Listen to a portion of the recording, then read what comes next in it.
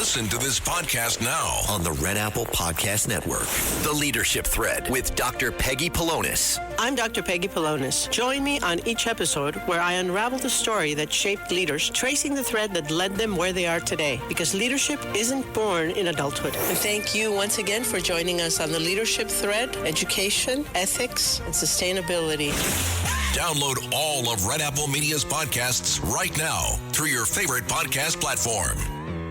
The Rush Hour with James Golden. Entertaining and informative. On the Red Apple Podcast Network.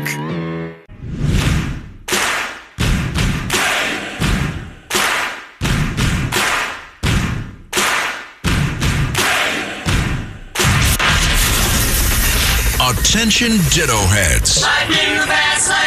Attention Bo Scouts. Goes by the pseudonym Bo Snerdley. It's time for the soul of excellence. He is a radio host here in New York. The Rush Hour is on the air. Rush. Now here's James Golden. But what is really the major problem in this country today is the fascism in our streets. The attacks on American citizens by masked hoodlums. If you were attacked by a masked person, you might think you were being kidnapped. You'd be justified in shooting the person to protect yourself. Well, Vice President J.D. Vance had something to say about what you just heard from Nadler. He said this: they openly call for shooting federal officers. He called out, quote, despicable behavior from an elected official. Nadler on defense responded, this is BS. I'm not calling on citizens to shoot ICE. I'm calling on ICE to stop shooting citizens. Brooke Taylor on the ground in Minneapolis. Yes, welcome, my friends, to the Wednesday edition of Bo Snerdley's Rush Hour. That was Gerald Nadler, Jerry Nads, the retiring congressman from New York. And it sounded to me like he was definitely suggesting that people shoot ICE agents. That's who he was referring to as he called them, the masked thugs.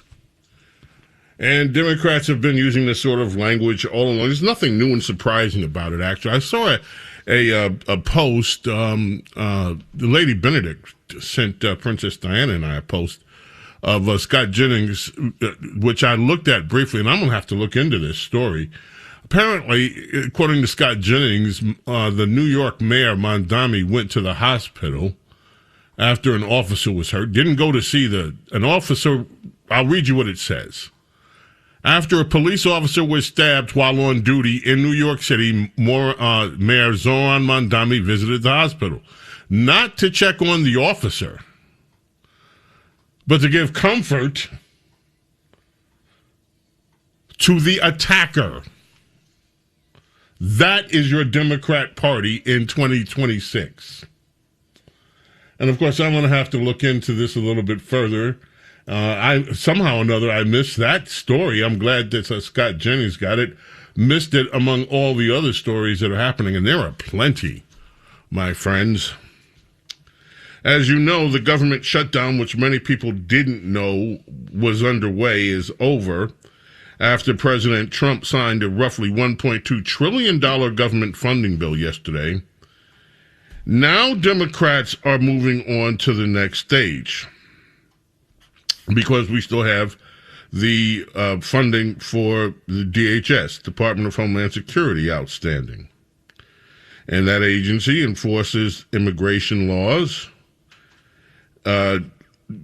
Hakeem Jeffries is warning Democrats not to support any temporary funding for Homeland Security without changes to immigration. And he and Chuck Schumer have already put up their wish list of what they want, including they want to make sure that ICE agents around the country are doxxed. There's no other way to put it. They want to make sure that their protesters and their people can dox ICE agents. As this is the New York Times, as bipartisan talks get underway before February 13th deadline, Republicans are already balking. at many of the Democrats' proposals. Those include unmasking agents, requiring that then the unmasked agents wear visible identification, and they want to mandate judicial warrants on top of administrative warrants. Speaker of the House, Johnson, talked about that the other day. The administrative warrants are sufficient. Now, Democrats claim that that ICE agents should have to use a judicial warrant when they enter people's houses. Well, if they're apprehending, so the scenario is that if ICE agents are apprehending somebody and they try to evade arrest, they run into a house, then ICE agents shouldn't be able, this is what Democrats are arguing, shouldn't be able to use the administrative warrant to go get that illegal immigrant. They want them to go back to court, get a judicial warrant. Now, the administrative warrants have been used. That's just standard practice. It's still a warrant that allows ICE to detain. Democrats want to tie this whole process up in paperwork and in unnecessary, mind-boggling procedures because they want to stop the apprehension of illegal immigrants. It's that simple. And they want them to be doxxed. And Democrats like Brian Schatz of Hawaii, all we're asking is that this federal law enforcement agency operate like every other law enforcement agency operates. They hold themselves to the same standard your local police is held to. Well, your local police don't have the Democrat Party and their media allies demonizing them 24 hours a day.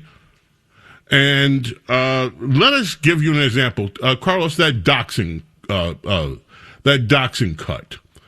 Let me give you an example of what happens and what would be happening more on a regular basis if Democrat demands are met and ICE agents are unmasked, and then they're given bright name tags, tell us who you are, and unmask while you're deporting. This is a news report from Fox earlier today. A man has been arrested and charged with doxing and threatening an FBI agent and his child using information that was stolen from a government vehicle during an anti-ICE protest in Minneapolis. Garrett Tenney, what happened? Yeah, well, Dana, folks at home will remember these images of protesters breaking into several FBI vehicles a couple of weeks ago in Minneapolis after agents who were trying to investigate the shooting of an illegal immigrant were forced to evacuate the area for their own safety. Inside those cars, protesters found documents that they posted online, including rosters with FBI employees' phone numbers, email addresses, home addresses, and driver's license. According to court records, within a day, 10 to 15 FBI agents and employees started getting threatening phone calls, emails, texts, and even suspicious drive-bys at their home addresses. One agent had around 23 different people contact him with messages like this: "I know where your mom lives, bro, and your dad, and your kids, buddy. Get home safe and fast." And then this email: "We'll see how tough you are when I firebomb," and then included a specific address tied to the agent in Cincinnati, Ohio. But it didn't stop there. They also tracked down one FBI special agent's child on Facebook and sent them this message: "How does it feel to be the child of your dad's info leaked online? And I find it incredibly embarrassing that he's FBI, but so much is available about him and his family."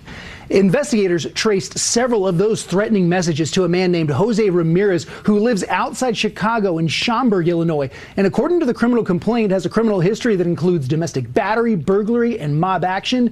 He's now charged with doxing and threatening an FBI agent. Dana? My goodness. Okay, thank you, Garrett. Now, this is what Democrats want to happen to every single person in ICE. They are actively looking. Look, let me. I don't want to say anything that I would regret later, but I think it's fair to say that if an ICE agent or Border Patrol agent and their family were harmed in the worst possible ways imaginable, you would not find any Democrats apologizing or pretending to be, you would not find many of them that would be terribly upset given the rhetoric that they're using about ICE now. They clearly know that this is a danger for ICE agents. They have known it. It has been stated over and over and over again. Chuck Schumer, Hakeem Jeffries, leaders of the Democrat Party are insisting that federal agents be unmasked and their identities be known so that people that support the Democrat Party and the liberal efforts to stop illegal immigration can threaten them with harm and threaten their families. It is unconscionable. Jerry Nadler, you heard him at the opening of the show, suggesting that ICE agents should be killed, should be shot. It would be justified. That is, or he made that inference. That is what one can infer from his remarks. This is unconscionable. It is evil. This is what Democrats have become. This is what their party has become. It is even worse than that. One other cut before we go to the break. Oh my goodness, this could be the Scott Bessent review today. We've got so many cuts with Treasury Secretary Scott Bessent dealing with Congress. It was the Financial Services Committee. It was hysterical. But Chip Roy, U.S. House, this is the ACLU. This guy is the head of the ACLU in Minnesota. He's the executive director that he's talking to of the ACLU in Minnesota. And just listen to this exchange. That's cut 4. Listen to this exchange. Kenneth Moreno Guzman, a criminal illegal alien from Mexico, forcibly broke into the back door of a family's home on January 12th, 2025, a year ago, and proceeded to rape an 11-year-old girl and held her 10-year-old sister at knife point, was sought after to be removed by ICE. Should ICE remove that individual from the United States? First off, I want to say that's tragic. It's horrific. Yes or no? Should ICE carry out its function to remove that individual from the United States and get him to law enforcement for prosecution? Every victim deserves justice. Hector Balderas Healer, a criminal alien from Mexico, was arrested for a felony hit and run that killed an 11-year-old boy on Thanksgiving morning. ICE worked to get this person in custody. Should ICE do that? What I'm talking about is not normal law enforcement. Should I want to be really clear about that. Yes or no? Should ICE remove these individuals who are a danger to the American people? Yes or no? I'm here to speak. Yes or no? Should ICE carry out its function in law enforcement to remove these people who are killing Americans? Yes or no? ICE has the ability to do its law enforcement activity. So ICE should carry out its law enforcement function to remove people who are who are harming the American people, such as the next person, Marvin Fernando Morales Ortez, a criminal illegal alien from El Salvador, brutally murdered a resident inside his home in Western Virginia, just one day after sanctuary politicians refused to honor the ICE arrest detainer and released him from jail. That's what we've been dealing with. That was the product of the previous administration. Now we're trying to remove dangerous actors, and you all want to turn that into some sort of cause celeb. He can't even say yes. I should remove these criminals. They can't even say yes. Just plain yes. Get rid of the criminals. Send them back.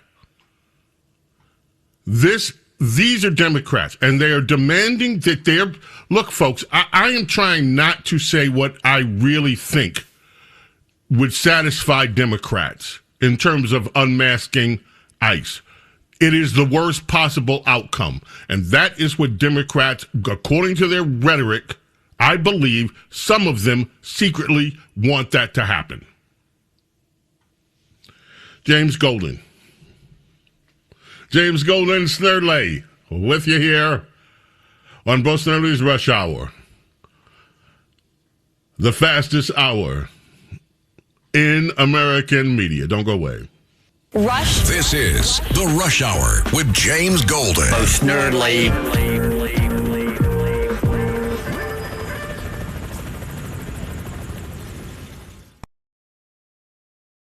Every week, the Payne family cuts straight to the real financial story. The one question, Bob, everyone's asking is, are we in an artificial intelligence bubble? You've been through boom and busts. What do you think? No hype, no myths.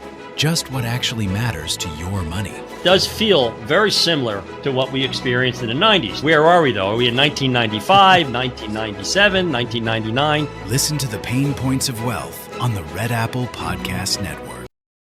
Promises to one. The Rush Hour with James Golden. Entertaining and informative. On the Red Apple Podcast Network.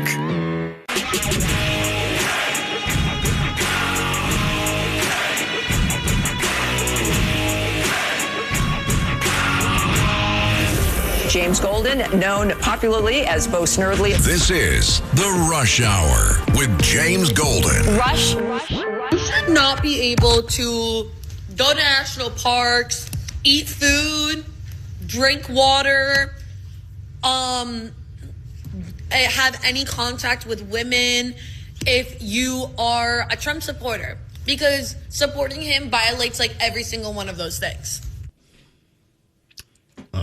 That's one of the awfuls.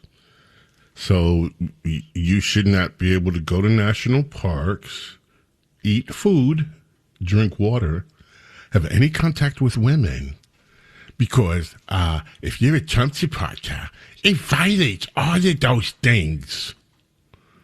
No doubt. I wonder if she had a public school background or a private school background, although in the case of the awfuls, it really doesn't seem to matter. America's Small Caffeinated Mom texted me during the break, and she reminds all of us, and many of you don't need reminding, you were thinking it, I'm sure, some of you. Now, they want no mask. These are the kids, these are the people that forced my kid to suffer with a mask at school for months on end. These are the people that, ladies and gentlemen, decided to close churches. And even though clearly against the these are the First Amendment, these are the people that demanded that you wear masks everywhere. Otherwise, they would strip you of your livelihood, that you have to take and inject yourself with a vaccine, even if you didn't want to. Otherwise, you lose your job. And now they want to unmask federal law officials so that they can be doxxed and so that their families can be threatened. And they're doing all of this in the open. And so that the agents themselves can not only be threatened, but I mean, come on, don't you really know what some of these Democrats want to happen to these ICE agents? They're saying it. They're online, some of them every day, posting videos fantasizing about it. You have the governor of the state of Minnesota fantasizing about a civil war, the Civil War. So why is it?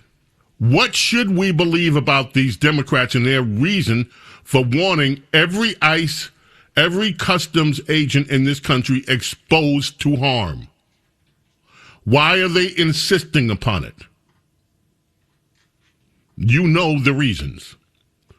James Golden, Snerdley, fastest hour in American media continues. Don't go away. Whatever you do, stay right here. The Rush Hour with James Golden. Entertaining and informative. On the Red Apple Podcast Network.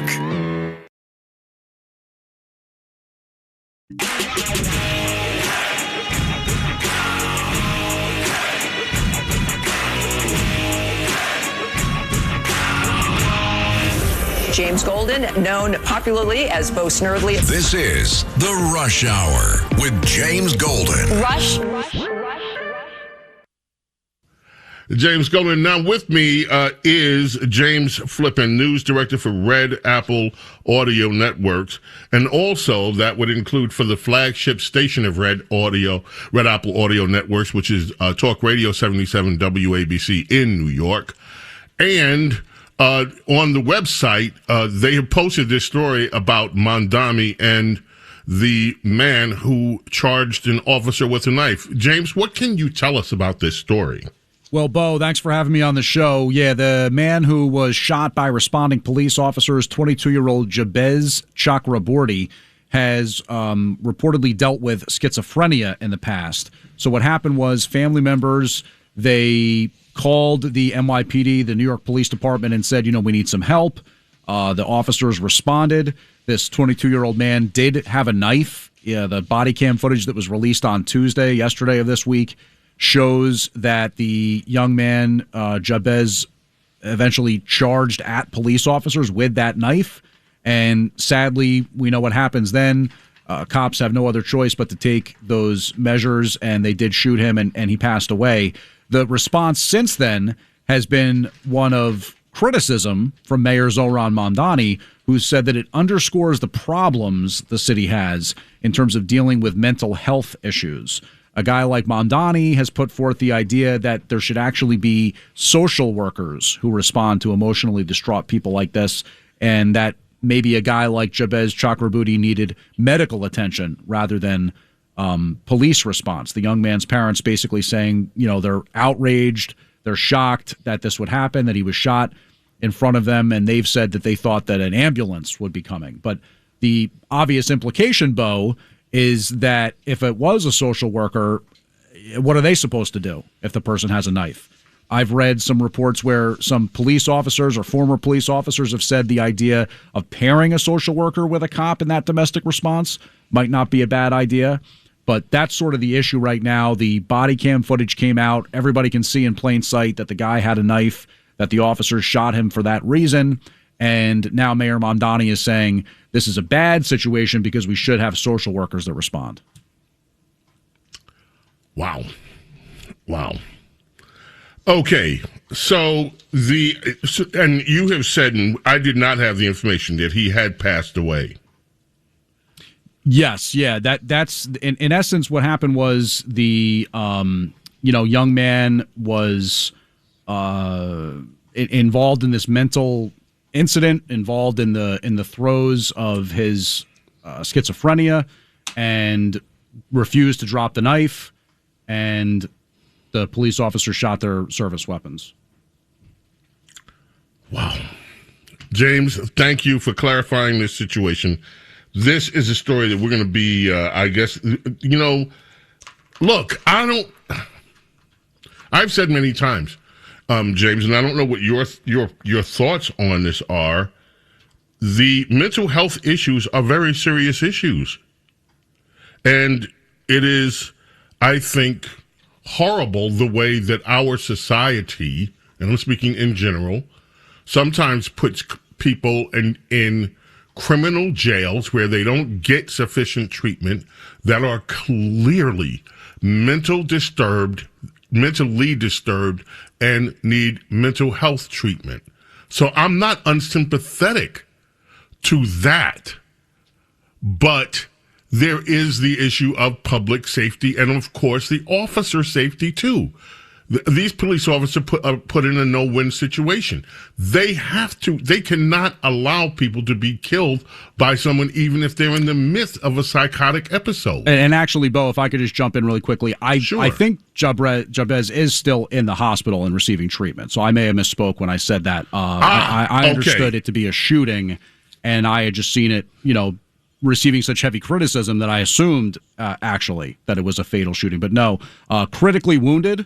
So still touch and go for the young man in the hospital right now. But no, I don't want to misreport that. And that's why this visit from Mamdani to the hospital to see him is being cast the way it's cast. So he is alive. Yes. Yeah, he is in the hospital at this point. Yes. Wow.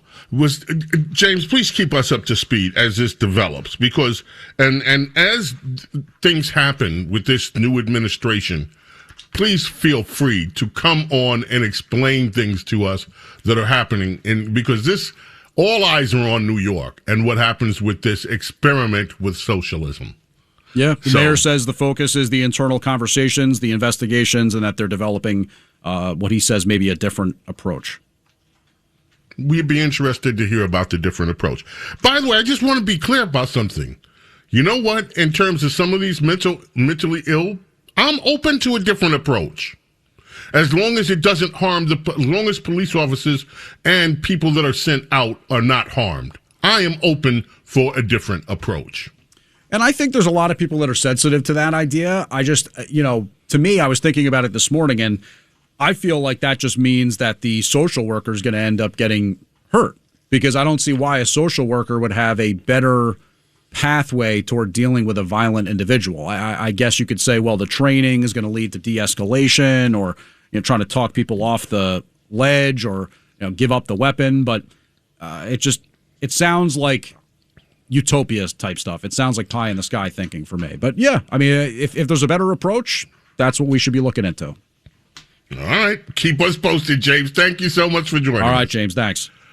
James Golden Snerdley, that is James Flippin, news director for Red Apple Audio Networks. Okay, I mentioned earlier, my friends, Lady Benedict just says social workers don't want to respond in these dangerous situations. I don't blame them. Would you? We got someone having a psychotic episode. Can you go out and perhaps talk them down? I'll talk with them after they're apprehended, maybe. All right, we got to do some Scott Bessent, folks. We're going to try to rip through a few of these things. It was the House Financial Services Committee. The ranking member on this committee is Auntie Maxine. Now, New York's, the first one is a montage that we have from you, from Auntie Maxine and from Gregory Meeks, New York congressman, and then we'll go into further into the dialogue that he had with Meeks. Cut 6, let's start there. This is Auntie Maxine and Gregory Meeks, representative from New York, montage from Queens, New York, with Scott Bessent, Treasury Secretary. 10 and 20 million immigrants. Can you so shut the housing stock of working Americans, and can you maintain some level of dignity? Gentlelady's time has expired. No, my time has not expired. Your time has expired. And the gentleman took up my time. I think you should recognize that, Mr. Chair. The gentlewoman's time has expired. I take that as a no. You do not want to answer that question. I take that as a no. For $7 billion. I'm asking you to do your responsibility as Secretary of the Treasury. You do not. Will you? Time has expired. You cannot erase what you did in 2000. He's the one that went past your time, Mr. Chairman. No, he did not answer my question, and he wouldn't pass the time. He had 6 seconds left to try to answer your question, and it was a yes or no. It was a yes or no answer. I asked him, will he? No, it was yes or no. The OCC is an independent. Stop covering for the president.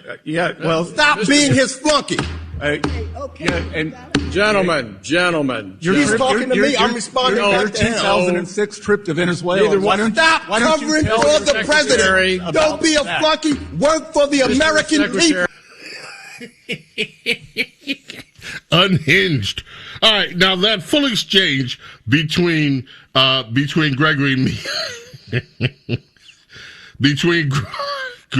Meeks and Treasury Secretary was kind of delicious. Cut 7. Let's just get right to it. This is what preceded the outburst. All you have to ask is yes or no. No, Congressman. All you have to ask the OCC is an independent entity, and I would know, Congressman. I take that as a no. You traveled to Venezuela. I take that as a no. On behalf of I take that as a no. On behalf of your donors. You do not want to answer that question. I take that as a no. For $7 billion. I'm asking you to do your responsibility as Secretary of the Treasury. We heard the rest of it. You do not. What Bessent kept trying to get in is that Gregory Meeks was one of those that went down there with the commies in Venezuela to make pals and would lobby with them. Drove him crazy. More Maxine Waters, cut 8. Maxine Waters with Treasury Secretary Scott Bessent. Levied tariffs on housing production goods like lumber and steel, as well as appliances. These tariffs will result in lumber reclaiming my time. You don't get to talk. Lumber is at a 5-year low, Congresswoman. Reclaiming my time. Let's have the fact. Reclaiming my time. My time. Reclaiming my time. My time. Okay, and then you had Representative Lynch, cut 11. Another Democrat. I think this guy's from Massachusetts. Yeah, I think he's up the Boston way. Here's Representative Lynch.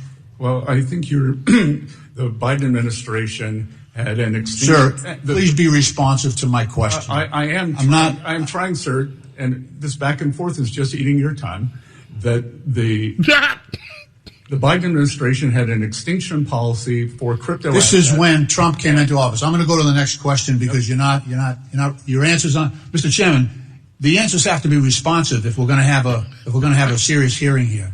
Well, the questions have to be serious. Well, those are 100 dismissals of cases that the Trump administration came in and executed in their first weeks in office. Like that. All of a sudden, all these crypto cases went away. The SEC was dropping cases. The Consumer Financial Protection Bureau dropping cases. And well, sir, look, you're on FSOC with all the heads of these agencies. This should be a serious question to you. Trust should be a serious question and a serious issue for the financial services industry, especially as the Secretary of the Treasury. Well, this is my time. I haven't asked you any more questions. I haven't asked you any more questions, It's the gentleman from Massachusetts. I'm trying to get to my next question. Could you speak a little louder? I can't hear you. Yeah, okay. I might. Mr. Secretary, let Mr. Lynch proceed with his time. Put 4 seconds back on the clock, please. Thank you, Mr. Chairman. Yes, Mr. Lynch. He's just having a ball with these Democrats. Can you speak up? I can't hear you. He's yelling like crazy. Okay, then there's Joyce Beatty. I don't know. Let's move on. Scott Besson, it was hilarious. Hilarious. Now, let's move on. There is Jan Schakowsky. Ladies and gentlemen, you got to pay attention. This goes by quick. Cut 14. Jan Schakowsky is complaining, reclaiming my time. Jan Schakowsky is troubled that more women are not in manufacturing. And Representative Democrat Jan Schakowsky has figured out why more women are not in the manufacturing industry. Let us hear from Democrat Representative Jan Schakowsky. Yesterday, I met with a manufacturing company, but they also are engaged in getting young people more engaged in manufacturing. So I asked them, so how many of those students that are signing up and want to do this, how many are women? And they said, well, I know there's at least 13% or something. It was a low number. And you had mentioned trying to engage more women in manufacturing. I'm just wondering if just the name manufacturing sounds like a guy. That's the problem. The word manufacturing sounds like a guy. And that is why only 13% of women apparently have interest in manufacturing, because manufacturing sounds like a guy.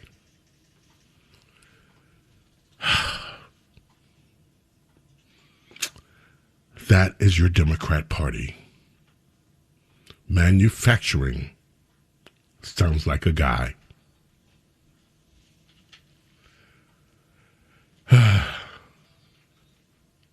James Golden Snerdley with you.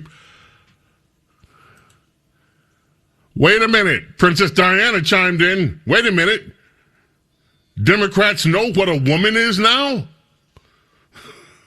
Yes, and women don't like manufacturing because manufacturing sounds like a guy. We'll be back. Rush. This is The Rush Hour with James Golden. Bo Snerdley.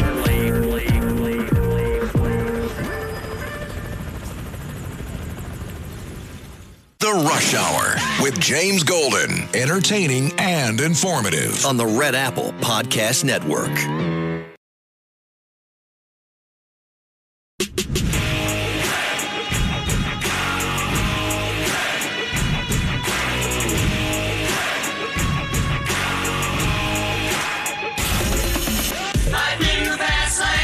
It's the Rush Hour with James Golden. Goes by the pseudonym Bo Snerdley. Rush.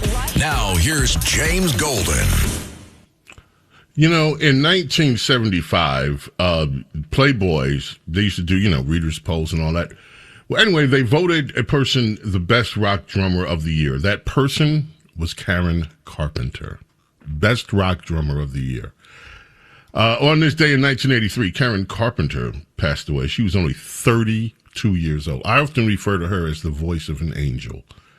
And her voice still, every time I hear Karen Carpenter sing, I just love that woman's voice, the voice of an angel. Passed away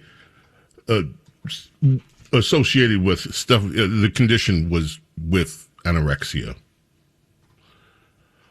In 2016, singer, songwriter, musician, record producer, arranger, band leader, musical giant, and icon, Maurice White passed away. Also began as a drummer. And his drums with back in the Chess record days, the Ramsey Lewis Trio, and I mean, what Maurice did with Earth, Wind, and what he did with music, just one of the most amazing of the century. Remembering the great Maurice White. James Golden, Snerdley here. It's time for us to get along. May God bless, protect each and every single one of you, your family, your loved ones. Love and gratitude for your being here with me, allowing me to be with you. God willing, back tomorrow. Until then, my friends, I bid you adieu. Bye. Reclaiming my time. Reclaiming my time. Thanks for listening to Bo Snerdley's Rush Hour.